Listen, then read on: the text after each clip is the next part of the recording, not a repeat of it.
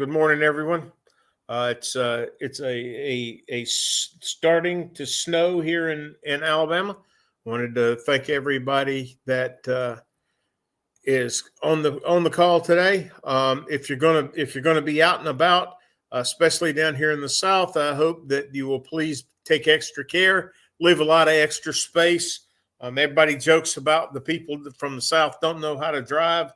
The thing is, if they had we don't have the snow removal equipment like they do everywhere else in the North. So if you're out there and you're going to be out and about, please leave a lot of extra room. The guy's going to cut you off. Just understand that's going to happen, and don't let it upset you. So today we're going to discuss the Magic Chef portable washer. Okay, it comes in three sizes: a 1.6, a 2.0, and a 3.0 cubic foot washer. Okay, a 3.0 cubic foot washer, if you think about it, is not a huge washer.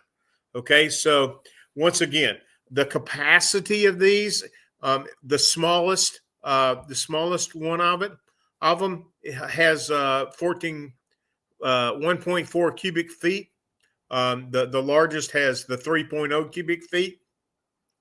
There again, the dimensions on the small end is a 20.3 by 20.7 by 16.4. Okay, the largest is a 23.7 by 24.8 by 19.4. Okay. Once again, these are smaller washers. So what would you find? Where would I use these? If I'm from the South, I really don't have to worry about a super small apartment like I had whenever I lived in New York City. My whole apartment in New York City was about 640 square feet. So I had no washer dryer, and so one of these would be great for an RV. This would be a good thing for an RV. These are where they're mainly used, and so if you have any questions, let's look down on the bottom right hand side. It says cannot make your comments, and then there's a post comment, and you click on that and you can post your comment. So we're going to start with I'm going to blow this up so that I can actually still be able to read it. Of course, all of these units are 120 volts. The weight of them, the smallest one is 77 pounds. The largest one is 99.3 pounds. Okay. The rated current 6.46 amps. The largest one is 7 amps. Okay. So one of the things, and this comes straight out of the use and care manual for the customer. Okay. So this is what you need to be looking at whenever you first walk in, as you're talking to the customer, saying, "Hey, Mrs. Anderson, what seems to be your problem?" Okay. Whenever you get there, you're going to need to make some checks right off the bat, no matter what the customer says. Okay. So one of the things that you have to notice is it's not recommended to install this on carpet. Okay. If I just like any other washer, if I install it on carpet, it's going to walk, and it's going to move, and we're going to have problems. Okay. So the washer has to be, number one, it has to be level. It has to be on a solid floor that will support the weight. How many times, whenever I was a technician, I had a couple of customers that lived out in the country, and they had the washer on the back porch, which, number one, you're not supposed to have, but they did anyway because that's all that they had. but that thing would walk and shake and everything else. That's what's going to happen with anything that's not on a solid floor. Okay. So the second thing is we need to store the washer, and install the washer where it cannot be exposed to temperatures below freezing or exposed weather conditions. Same thing, like I said, I had a couple of customers that had a large washer, and it was sitting out on the back porch, and about once every 3 to 6 months I got a call and something was wrong, the bad thing was, like I said, this is on a back porch. I had rat issues where they would go in and chew the wires. I actually had a possum go in and chew the wire, and actually, whenever I got done, it was actually attached to the wire that it had chewed through. So this has got to be stored and has to be installed where it's not exposed to low temperatures or outside weather conditions. Okay. So position the appliance so that the power plug is easily accessible. That goes without saying. Any appliance needs to have an easily accessible plug. Once again, I'm going to unplug the power when the appliance is not being used, or if I'm going to have it stored for an extended period of times. If I live by myself, I may be able to get away with, once every 2 weeks doing laundry. Not me, but somebody might be able to. Then I'm going to clear the clear portion of the lid. This is something you really need to be aware of. Okay. It can be broken by an impact. Okay. So you have to take care whenever I'm using the washer. Don't stand on it. That's later on in here, but that goes without saying. This thing is basically about the right height to be able to step up and reach that bottom, the shelf that's out of your reach. Don't do that. Okay. But you need to be watching this and look, because if you come in there and you see a footprint on the washer, you know that they've been standing on it. I'm going to have all kinds of other problems other than just the washer not working. I probably am going to end up having problems with lid and everything else. Okay. Here's a good thing with this washer. I open that faucet. If I haven't used it in a while, I open that faucet really slow. Excuse me. I used to work for a company out of New York, and we had a washer very similar to this one. So what would happen would be we would have customers, that didn't use their washer that much, and this washing machine is not made to wash 4 pair of jeans. You're not going to get 4 pair of jeans if you jump up and down and try to put it. You're not going to get 4 pair of jeans in this. Okay.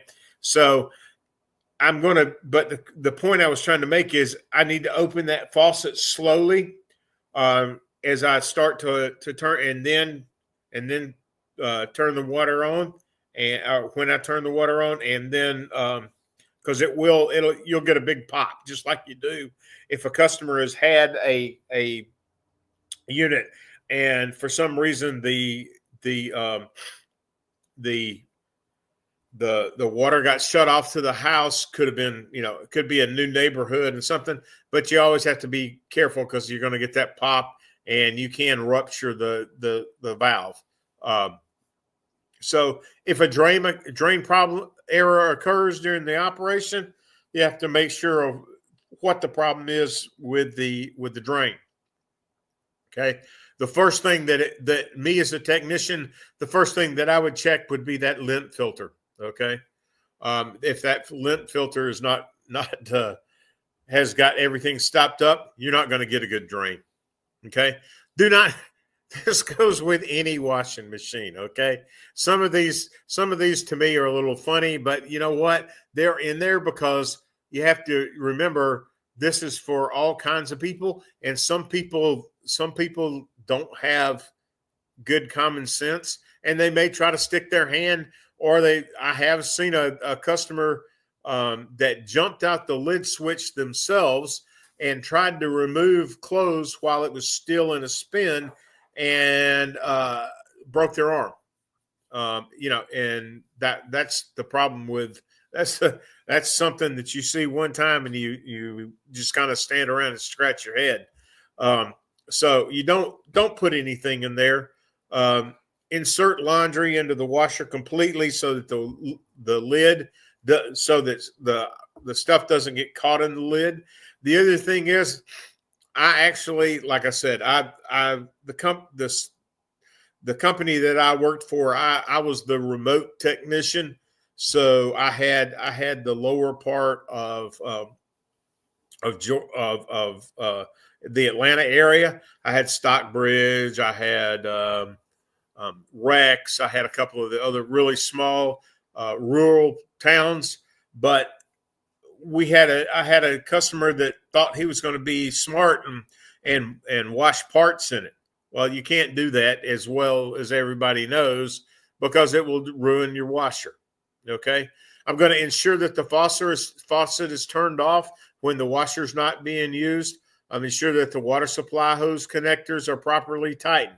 Okay. The second thing on that, if I'm not using this washer a whole lot of times, I need to make sure that I check whenever I go to open the faucet, I need to make sure that I don't have drips, because that causes problems. If I do, the first thing I'm going to do, I'm probably going to turn the water back off. At that point, I'm going to remove the hose supply, and then I'm going to check and make sure that it's not dry rotted. And I'm going to pull the ring out, and I always kept them in my tool pouch. I kept a spare set, and I actually kept 50 in my truck because they're so cheap. But I would go in and change those out if I had a leak and it didn't stop.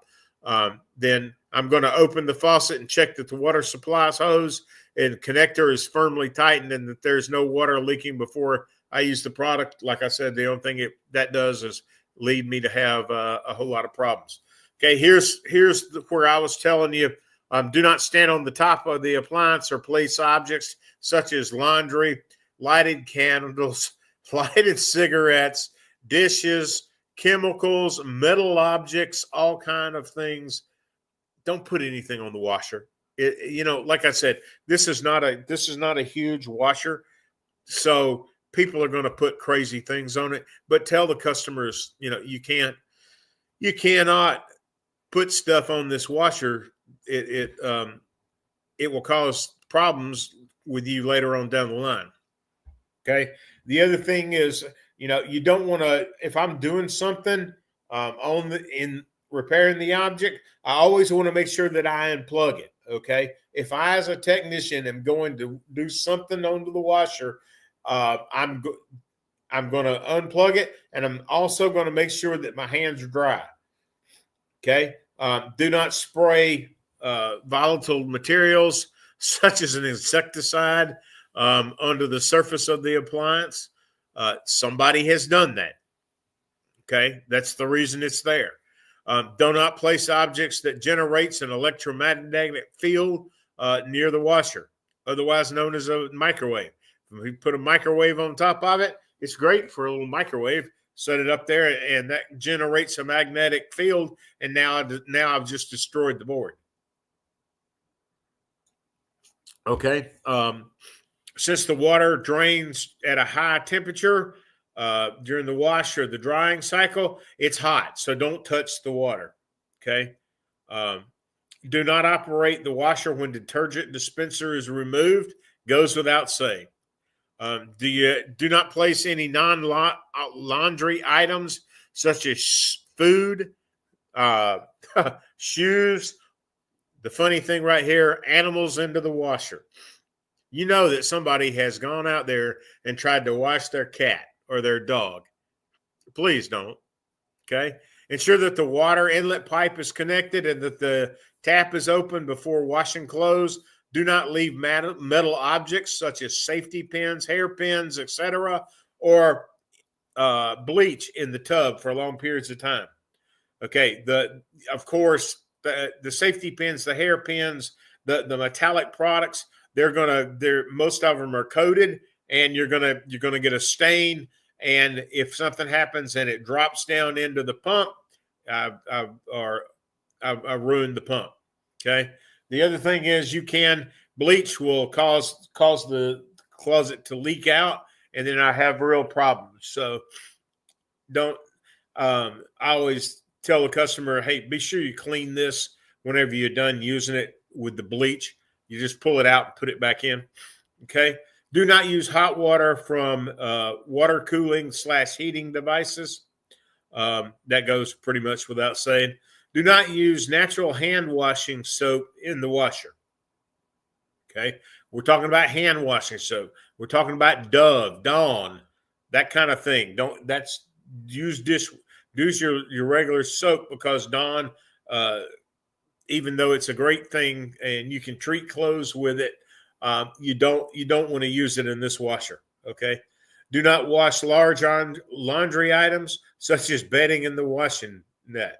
Okay.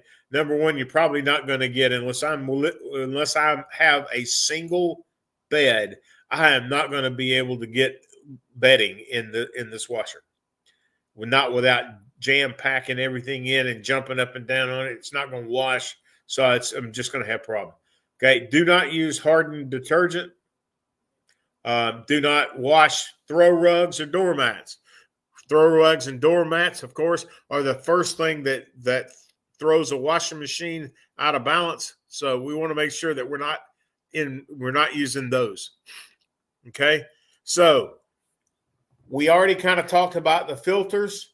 This is the first thing I'm going to do whenever I walk in. I'm going to check the filters and see if they're clean. If they're not clean, then I need to clean those filters, and then I'm probably going to have to go and cycle the unit through a wash and make sure that the error code doesn't reappear, because I'm probably going to have to I'm going to have problems with error codes.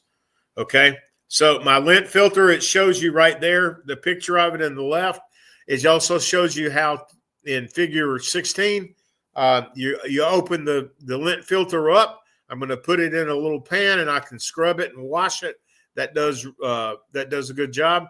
So if you read what it said there's a buildup of lint in the filter in your washer that collects lint during the washing cycle.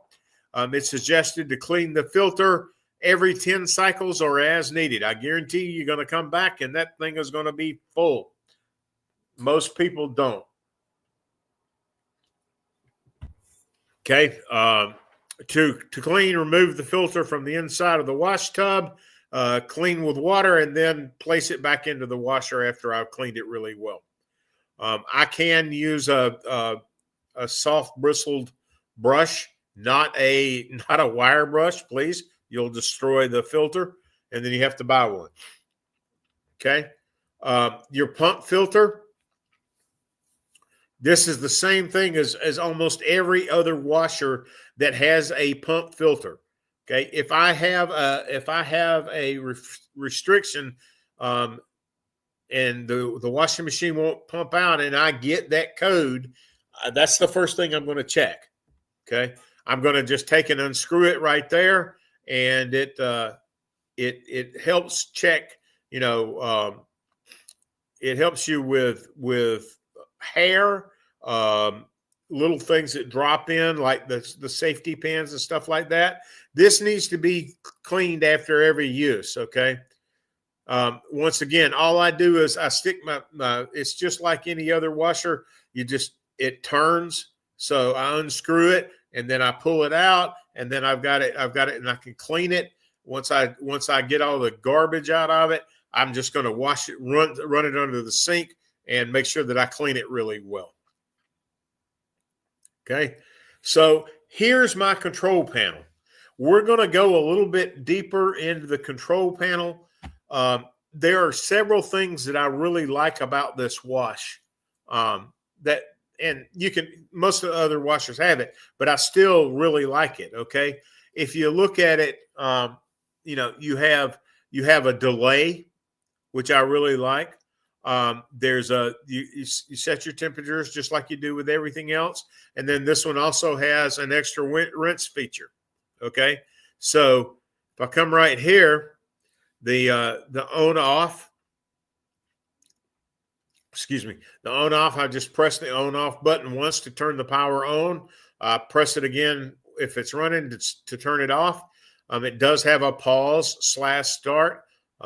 Very similar to the ones that you have with almost every other washer. The digital display, the function, press the button to select the cycle steps, including it in your settings. So I can actually program it on the cycles that I want, the steps that I want it to go through with your digital display.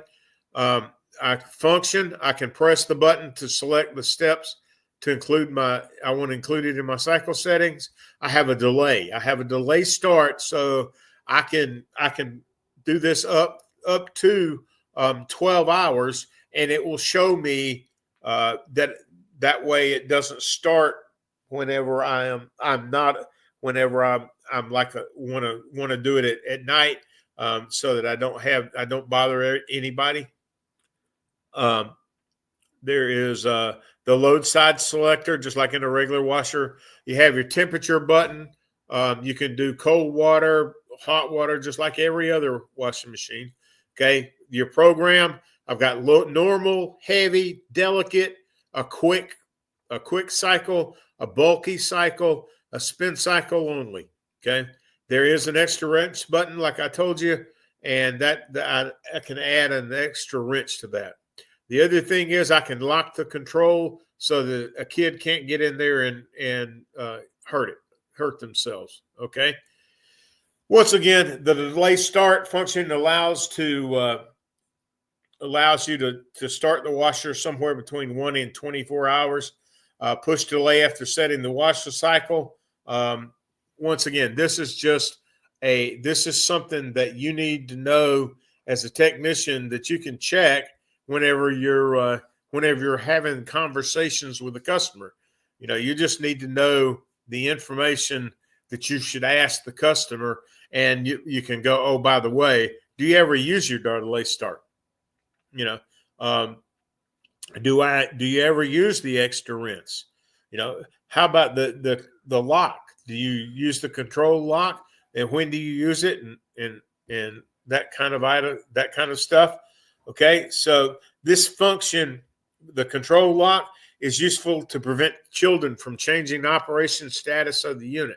Not only that, but it locks them out, and they can't start it and get themselves hurt. Okay, so once again, this is what the model serial plate looks like. Okay, you're going to find that on the back.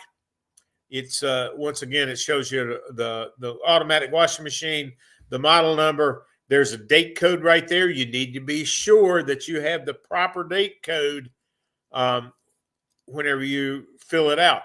And if something happens and they have no receipt, you can show a date code right there. And of course, that is not going to be accurate, but at least it has a starting point for you. Okay. Once again, this is 120 volts, 60 hertz. Excuse me. This has the drum size is 3 cubic feet. It's a single phase. It's rated at 7 amps. And then, of course, right there on the right side, that is your wiring schematic. We will have a class very soon on wiring schematics. Okay. So this is what it actually looks like whenever I get ready to on this unit. Okay. So here's the board. This has been inverted and turned upside down. And you can see right there your connectors and everything that you're going to need. Once again, you're probably going to order the whole thing and you're not going to try to replace. If I have a bad capacitor like you see down here on the bottom, I'm not going to try to replace that. technicians, appliance technicians, we don't usually replace capacitors or starters or relays or anything like that. We can, most of us can, but we don't. We just order the board. Okay, so if I walk in and I have a C1 in the display, okay, that I'm going to press and hold the water and the temperature buttons, and then press power. If I get C1 in the display, all the lights of the PCB all the lights of the PCB are on. It buzzes 6 times. Okay. After I enter C1, I'm going to press wash 1 time. Okay. That is the C2 display. So after the C1 and at first enter the C1, which is the hold the water level and the temperature button, and then press the power. That's how I get into C1. And then I'm going to press the water level switch again. It checks the impeller, the function of the impeller. The impeller will actually turn clockwise, and then it will stop, pause, and turn counterclockwise.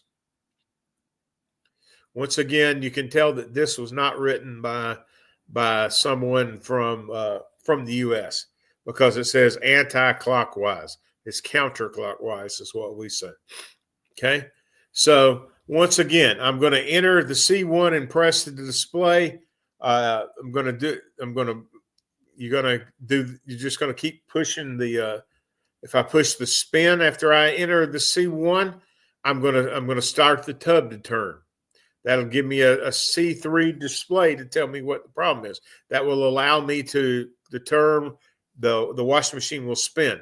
I can check all of the other things whenever I'm in a C3. Okay, so once again, I'm going to enter the C1. If I press the water level again, I get a C4, and I can get the fuzzy specification when the tub is empty. So for me to be able to work on a Magic Chef unit, these are the tools that I'm going to need. Okay. We're going to go through and we're going to actually, most of these you already know. You got a flat bladed screwdriver, you got a Phillips head, you got a set of what I call dikes. Then I have a needle nose plier. Then I have this unit. This actually comes with the unit. The hex key. I do like this. I have a set of these that I bought for a different purpose, and I really like these because I hate the little ones that you have to insert the short one, and then you got to try to get around it. It's a mess. But then there's all the other 3 tools right here that you're going to use. So number 1 is the spanner, the sleeve spanner wrench. Okay, that's a number 13. Then I have a number 8 sleeve spanner wrench, and then the third one was a number 10 spanner wrench. So the first 3 are right here. 1, 2, 3. These 3 right here are my spanner wrenches that I'm going to need. Okay, I'm going to have needle nose pliers, regular pliers. Those are not regular pliers. Those are dikes. But I usually have a set of dikes, but I also have a pair of regular pliers. A cross screwdriver, that would be a Phillips head. A slot type screwdriver, which is what we always call it, as a slotted screwdriver. Okay. If anybody knows me, they know me that the first thing that I do is I make sure that I keep myself safe. Okay. That's the first thing I'm going to do. So what is the first thing that I should do after I've done all of my checks? I'm going to unplug the unit if I'm going to be disassembling something. Okay. Here's probably a good time, that we can talk about if something happens and I go into a customer's home. Okay. The first thing that I'm going to do is I have my tool pouch. Okay. I have a rug or a towel, or I have something to put under that tool pouch so I don't scratch the floor. Okay. If I think that I'm going to have to pull this washing machine out, I can always use my slide, so I can just set it up in there and slide it out. That way I get nothing. It's not that heavy, so you really don't have to have it. But if you're in a tight spot, you might want to put it in there, and that way you don't have the customer saying, "Oh, you damaged my floor." If I notice any damage whenever I walk in, the first thing that I do is point it out to the customer. Ma'am, you realize you have a scratch on the floor. You got a big gouge on the floor. Because I got news for you. I have been on many of these calls as a manager, and I knew that my guy didn't do it. But the customer's like, well, yes, he did. And then the only thing you can do is show her. But what I usually tell the technician, if you see it, and before you touch anything else, you snap a picture of it. Everybody's got a camera today. I mean, like I said, I'm from the I'm from the old age. Okay, I started in this business in 1978, so I want to make sure we didn't have cell phones back then. I had a little pocket camera, a little 110 camera that I could just click and click it again, and it would do it. But I try to protect myself. Once again, you're protecting yourself. You're protecting the customer. You're protecting your company. Okay. So I'm always going to unplug. Okay. So how do I get the bag cover off? If you look right here,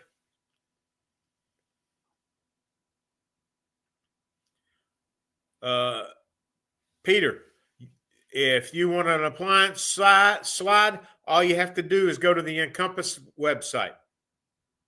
As a matter of fact, Reggie, if you want a true air sled, we just started carrying those back in I think it was April of last year. Those are pretty much the Cadillac. The ones that I had, because whenever I was a technician, I couldn't afford an air sled. Those were about $1,800. They have come down, and they're not in the thousands of dollars. They're a whole lot less now than they were back then. Depends on which one you go with.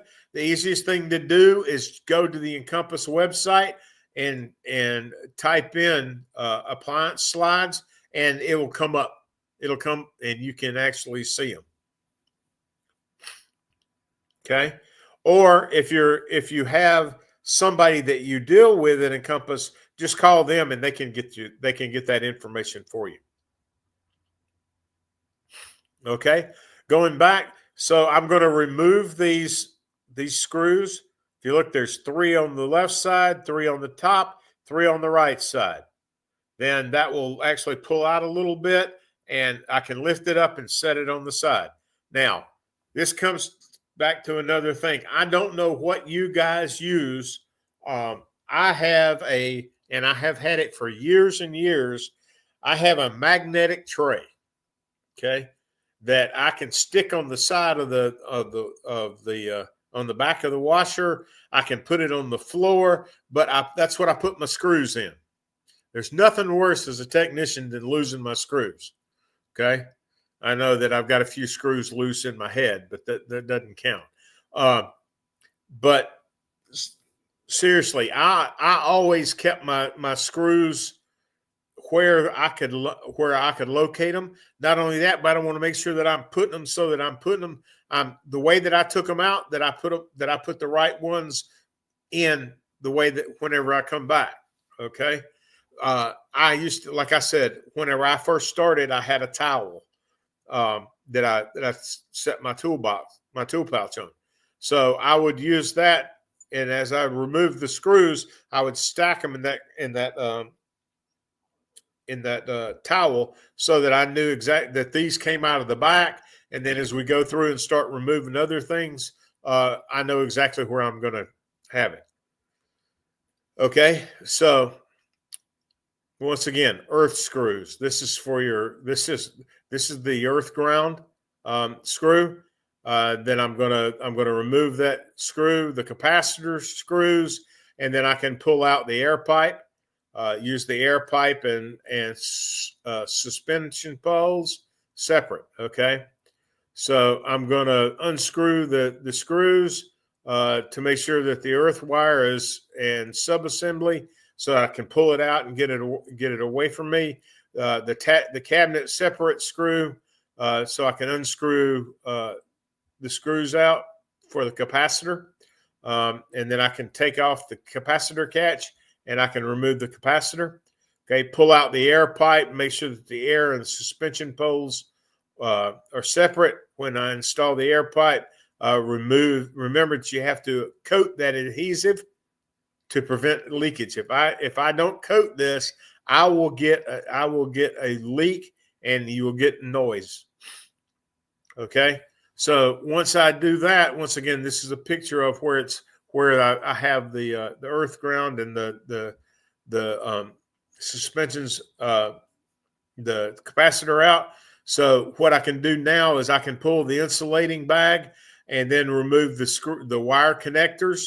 I can put the nylon cable tires in that insulating bag. Remove the crimp terminal by your pliers. So that's the first place you're going to need. That's actually the second place you're going to need. The first thing you're going to need is that Phillips head screwdriver. So the next thing that you're going to need is of course the pliers. Okay, so here's a picture of it with everything removed. Okay,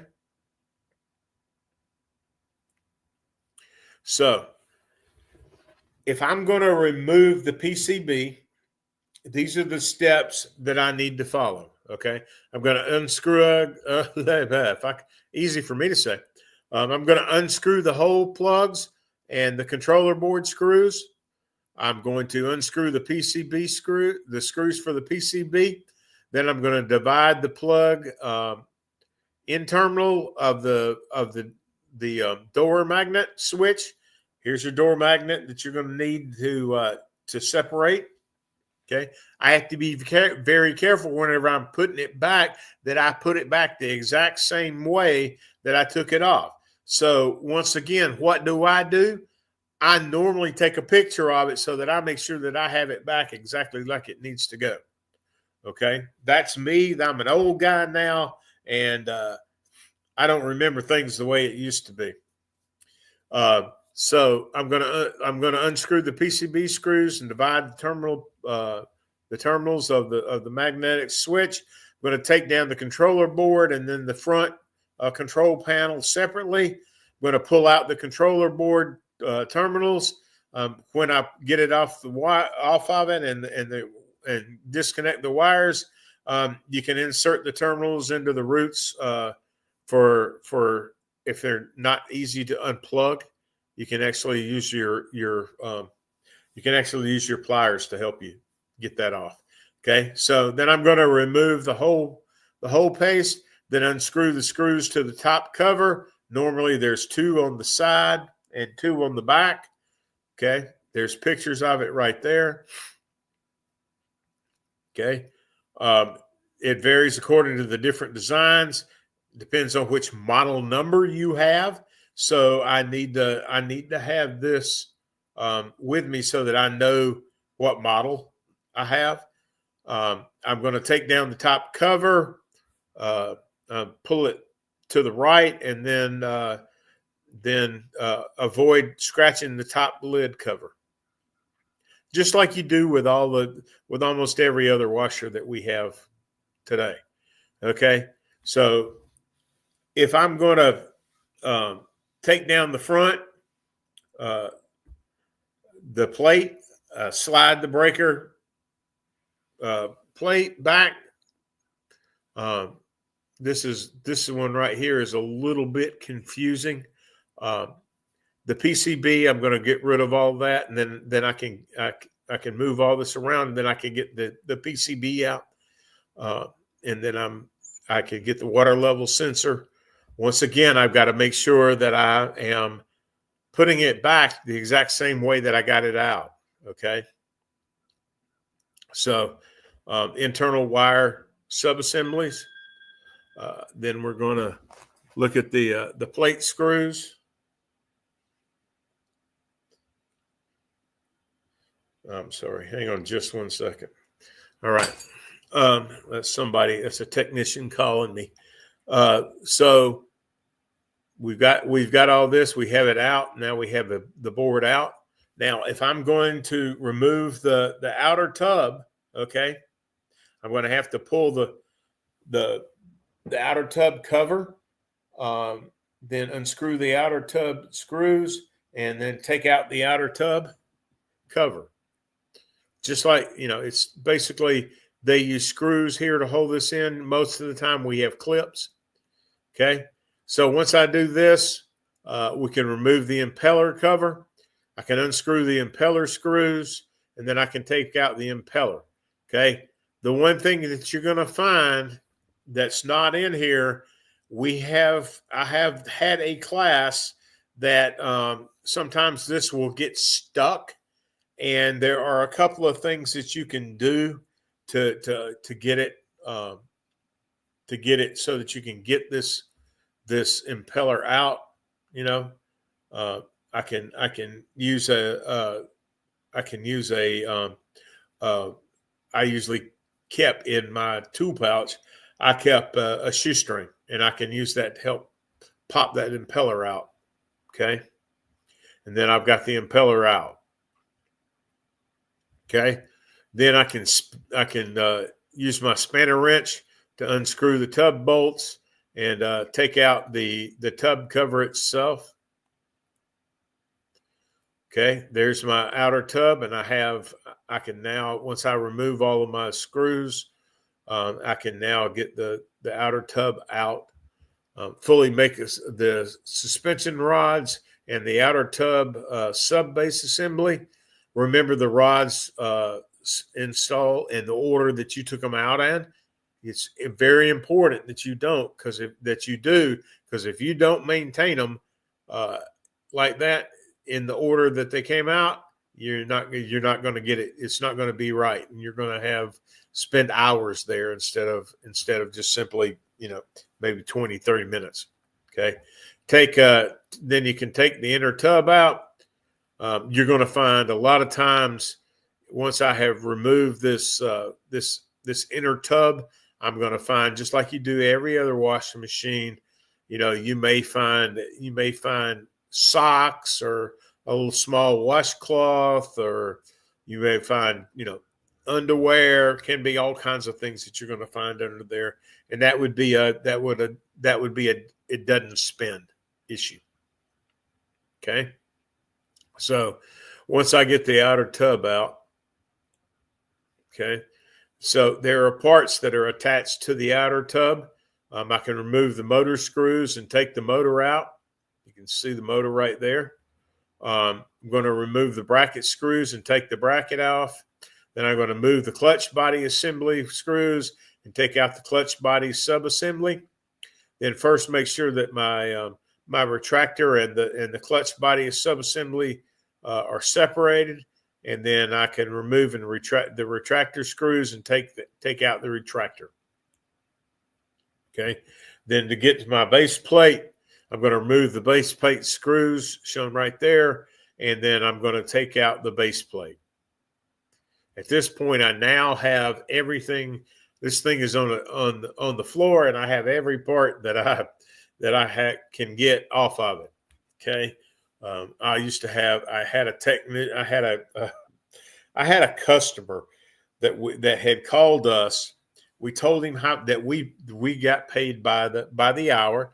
We had a flat fee for them to show up, and then came back. And so I come into the house, and he goes, "Well, I've already helped you. I got it disassembled." And I walk in, and the whole washing machine was sitting in the floor with every part taken off of it. Well, the only problem was I had to put it all the way back together to be able to figure out what the problem was. So he was thinking that he was doing me a favor when in actuality he actually made it worse. Okay, but my error codes. Okay, so if I get an E1, that's my water pump not not supplied. When the water tub didn't achieve the specific level, within 30 minutes, I get this E1 error code. Okay, the PCB will display that E1. Okay, there's no water or very little water. What could the possible causes be? You know, that of course the same things that it is everywhere. You know, your water is not turned on. The pressure is so bad that it's going to generate this E1 loose fill valve. The water inlet valve could be blocked. You know, there's a little screen in the inside of that. If you have somebody that has a whole lot of, excuse me, the person has lives in a brand new neighborhood, and they continually turn the water on and off for the whole subdivision. You could end up with a whole lot of garbage in the filter. So I'm going to have to remove that and also remove the screen for the water valve. Okay, I could have a loose fill connection. I could have a bad PCB connection that onto the power cord. My water inlet valve could not be working properly. So how am I going to check that? I'm just going to take and I'm going to check it and make sure that the excuse me. I'm going to check it and make sure that the pardon me. I don't know what I have. Got a little something caught in my throat. So I'm just going to make sure that the water inlet valve, if it's not working, I'm just going to check it by doing a simple power check. That'll tell me if it's the board or if it's the water valve itself, and then I know what to replace. If I have a PCB failure, you know, that's going to be I'll know that whenever I check the water valve using my meter. Okay. So some of the other things, can't stop the water. The water level sensor is loose, or the water pipe is not not connected properly. My water level sensor could be bad. I could have a bad PCB failure. One of the other things that can happen is, and it's not on here, if something happens and the water valve itself gets stuck because a piece of trash has gotten through that fitting on the back of the water valve where I screw the water in, I could have that. I have had those, and I have to take it out and either clean it or just replace it.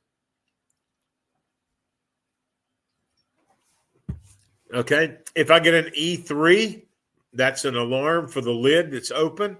When washing the machine, the spin cycle program, the safety switch is not closed, causing the alarm that you get on the machine. So what can I do? Of course, you know, the main thing is close it, make sure, see if it stops. The other thing is I could have a bad magnetic connection. And I could also have a magnetic cover on it that's not working properly, or I could have a loose wire on it. And the last thing is could be a PCB failure.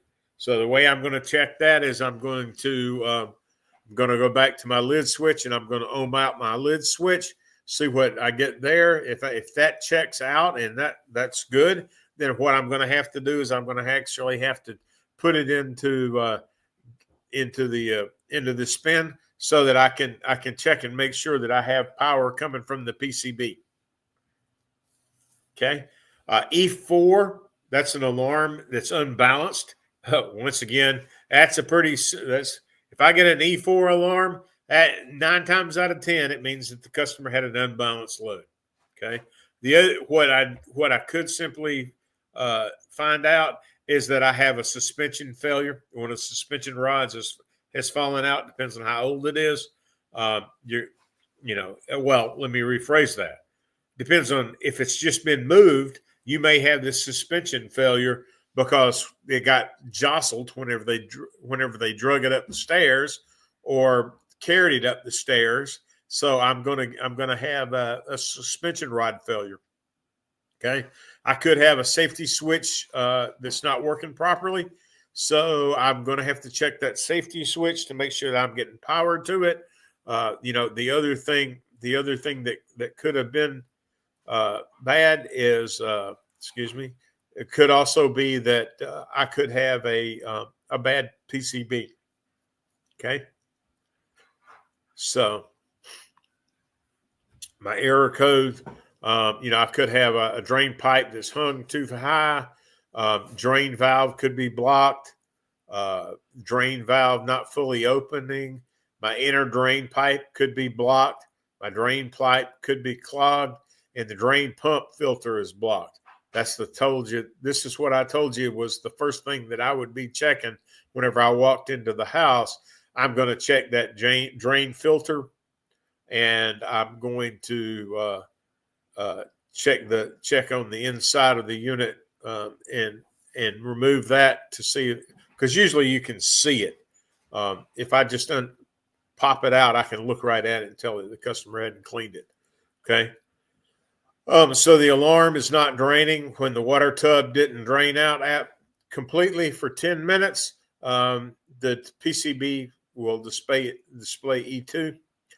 The water in the tub didn't drain out completely. My retractor could not be open, so the tractor sound can't be the drain valve. The retractor is not running. Check the normal circuit, and then replace the PCB where the function is on. If I get another E2, it's the timeout once again. So some of the machines, it's going to be somewhere around 15 minutes. That would be my E2. Once again, my drain pump's not draining. My PCB could fail. The water in the tub drained out. Caused the sensor to fail. And then once again, the last thing would be the PCB to fail. Okay, so let's look at this. My washer won't start. Here are the top reasons that my washer won't start. Okay. And it could, the first easy thing that I'm going to check is my incoming power. If I have power in the outlet, that would be one thing. The next thing is the power cord could be bad.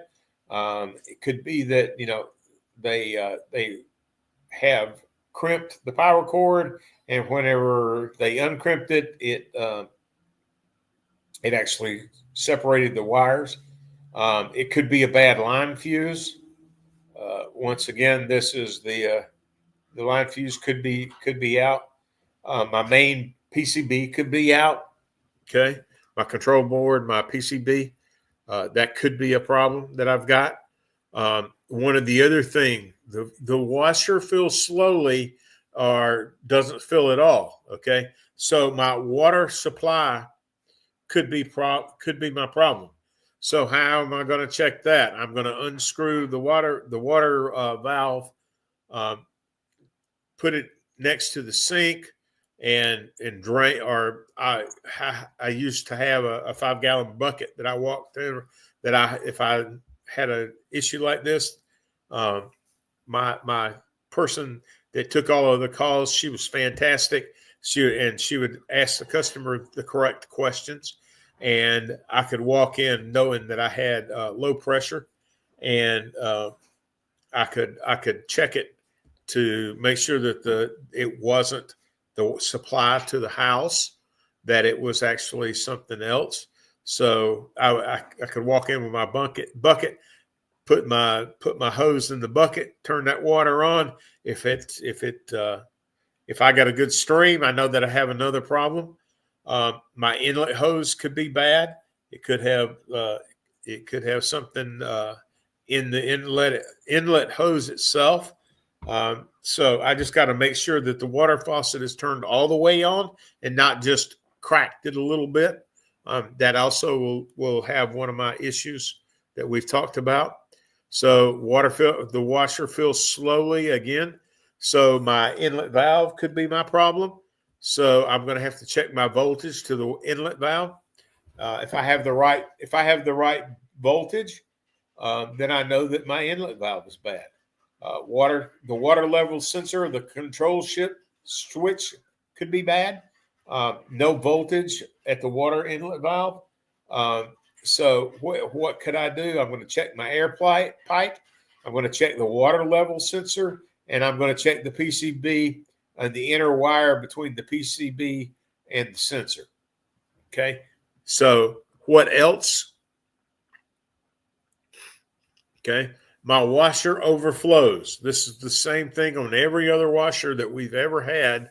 I've usually got one of two problems. I have a water level sensor that's bad, or a water valve inlet that's bad. Okay. So if my washer continues to fill and it never shuts off unless the customer turns them off, then this is what I'm going to do. I'm going to check the air pipe. I'm going to check the water level sensor. I'm going to check the wires on the PCB to make sure that I have voltage going from the PCB to the water inlet, since the water level switch.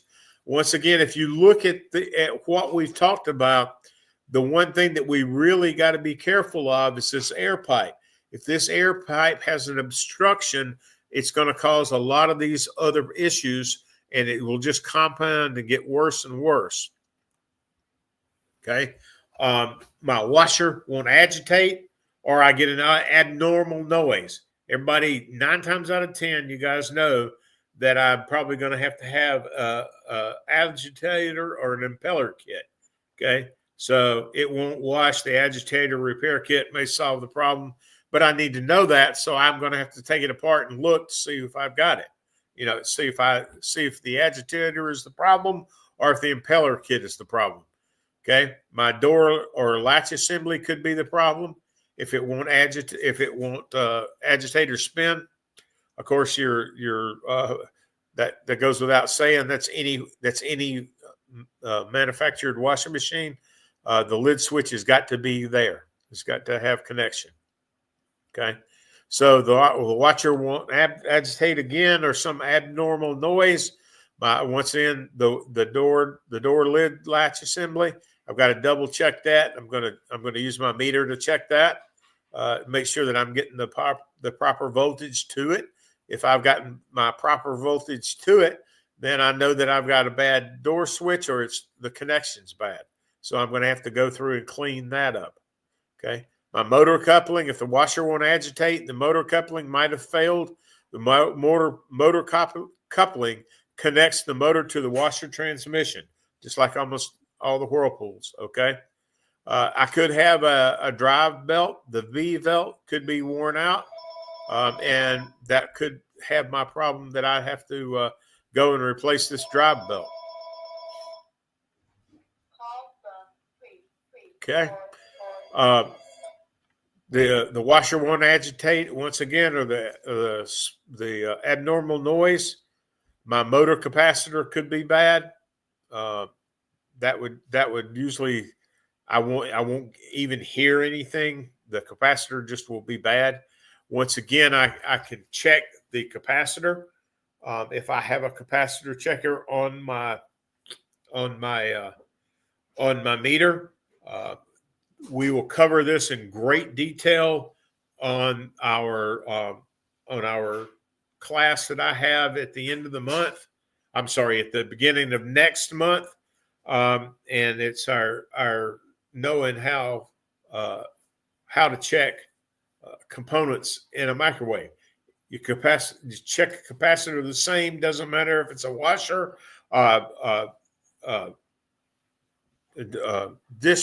dishwasher, anything. I'm going to check the motor capacitor the same way.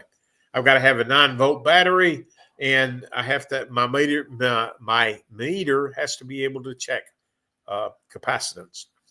Okay, if I have a bad drive motor, okay, they're saying that this is not a common problem, so I'm going to check everything else. But the one thing I can do is I can pull the connector off of the drive motor, and I can put it between line voltage and neutral, and I can actually see that that I'm getting power to the drive motor, and that way I know that my drive motor is bad.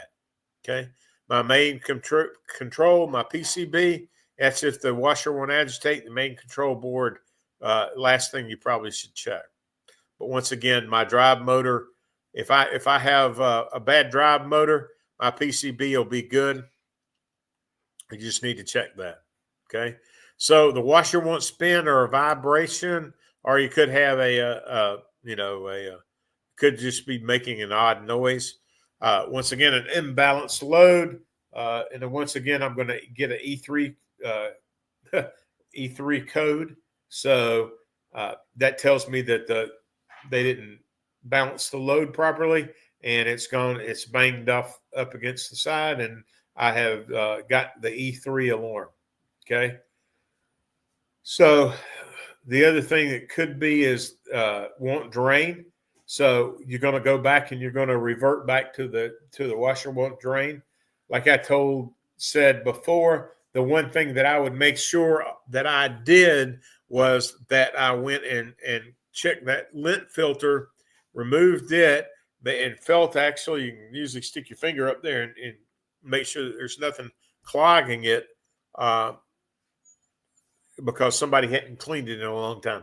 If I take this and I pull that lint filter out and it is just clogged all the way, I may have to literally disassemble everything so that I can get to that lint filter pipe, and that'll help me take care of that. Okay, my washer won't spin, or I have a vibration making noise. I have a door switch or a lid assembly could be bad. Once again, we've been through this, several other times. I'm going to check that with my meter to make sure that it's working properly. The tub seal and the bearing kit and the balance ring. If you have one of these, it's not a cheap part by the time that you do everything. But that would be a tub seal and a bearing kit and a balance kit. And if I'm replacing it, I'm probably going to replace everything.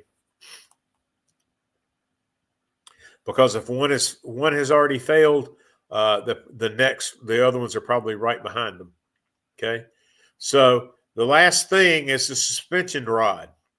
Okay, so the one thing that two things you need to remember about this. Okay, so the suspension rod, what it actually does is it reduces vibration of the washer during the washing and spinning.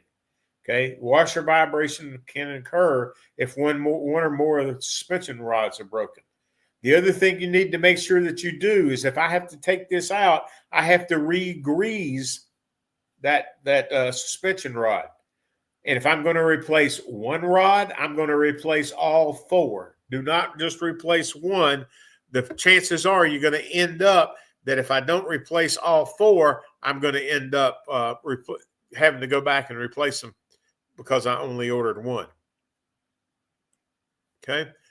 Once again, the washer won't spin or vibration. You're getting a noise. Your motor coupling. I don't know if you guys are really familiar with a Whirlpool. This motor coupling is very similar to the one at the Whirlpool, and if you'll get that same noise if this motor coupling is bad. Once again, it won't spin, and the motor coupling might have failed. I should be able to hear it. With the motor coupling. My drive belt, my V belt, if the washer won't spin, check the drive belt. Same thing as a super old Whirlpool, like the ones that I used to work on.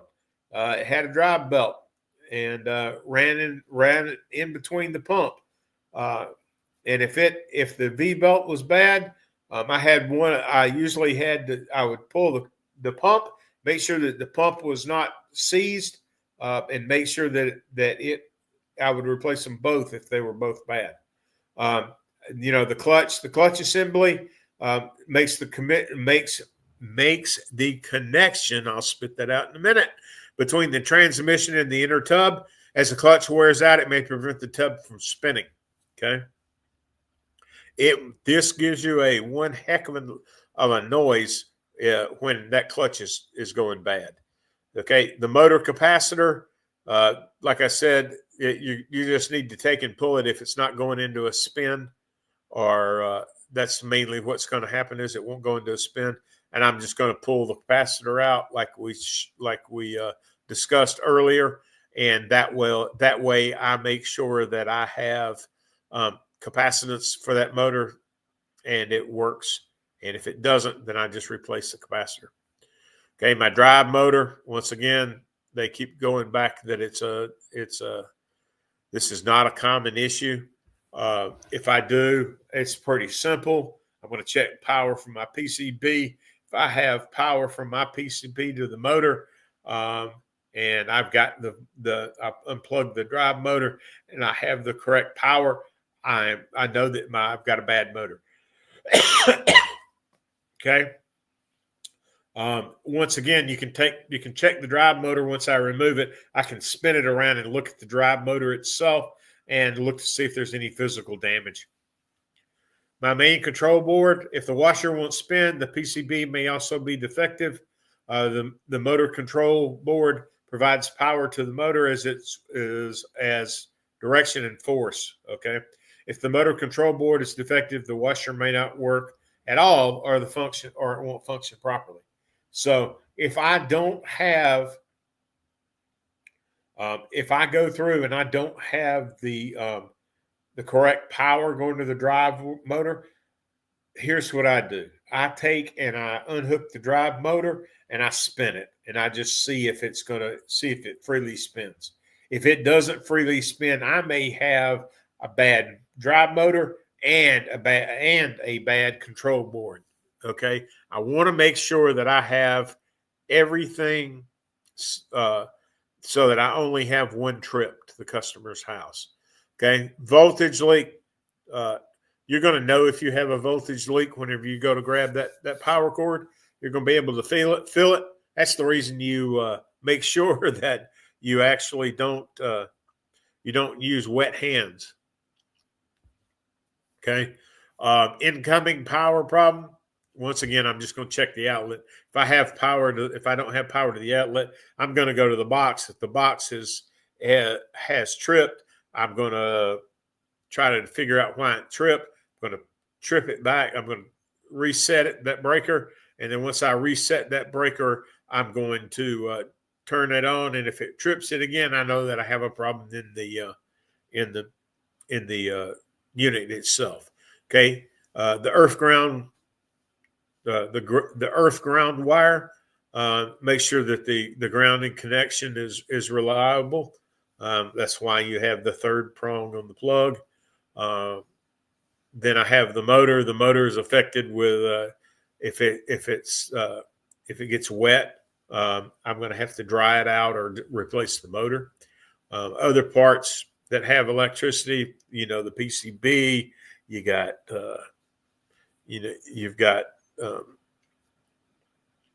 all the other electrical components that are out there, the water valve, the switch, the lid switch, all of those. I have to check those one by one. Okay. Washer leaking water. This pretty much goes without saying. I have to find out where it's leaking from. So it could be my water inlet hoses. It could be my drain hose. It could be my tub seal, or my one of the bearings has gone bad, and that could be my problem. So I'm just going to have to go through and find out what my problems are and discover that. Okay. So if I'm going to check the resistance of the motor, okay, I'm going to test my motor just like we talked about, okay?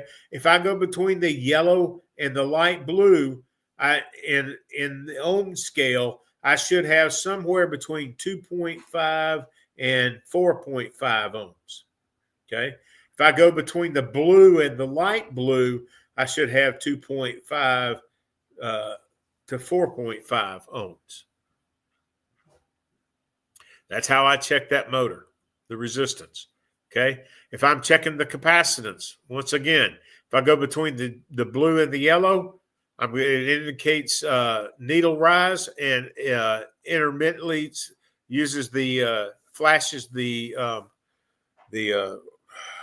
what do you call it? The continuity thing. Then the needle stopped. It's raised, means a lack of capacitance at the capacitor. The needle doesn't move. The needle, I'll spit it out in a minute there. The capacitance doesn't mean that the capacitor is full or discharged. The one thing you need to make sure is that you discharge the capacitor. You will not like it if it starts to do that. Okay. So if I'm going to check the drain motor, okay, if I go between the light blue and the red, okay, 8 to 2.2 ohms. Okay.